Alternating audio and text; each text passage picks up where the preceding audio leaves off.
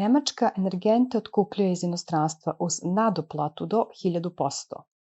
Bloomberg je otkrio da Nemačka preko Kine kupuje ruski plin po paprenim cenama.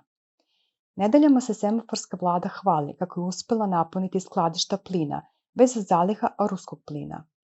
Dana 9. septembra ove godine ministar Habeck odgovorio je na pitanje zabrinutih novinara hoće li prestanak nabavke ruskog plina pogoršati energetsku krizu u EU i da li bi cena plina mogla porasti. Habeck je netrpnuvši odgovorio, odnosno slagao. To za Nemačku neće biti problem jer smo nezavisni od ruske isporuke plina.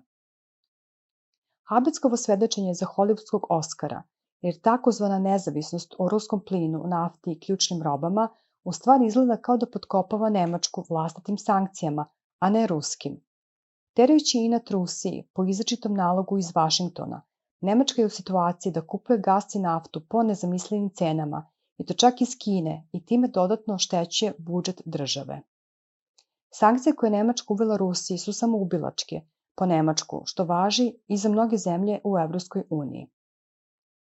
Putin je izjavio sledeće. Želim da me čuju građani zapadnih zemalja. Sada vas pokušavaju uveriti da su sve vaše nevolje rezultat nekih neprijateljskih postupaka Rusije, da morate platiti iz svog novčanika za borbu protiv mitske ruske pretnje.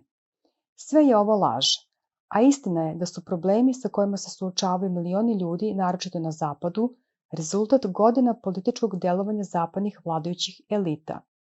Njihove greške, kratkovidost i ambicije. Ove elite ne razmišljaju kako poboljšati život svojih građana, već su opsnute svojim sebičnim interesima i super profitom.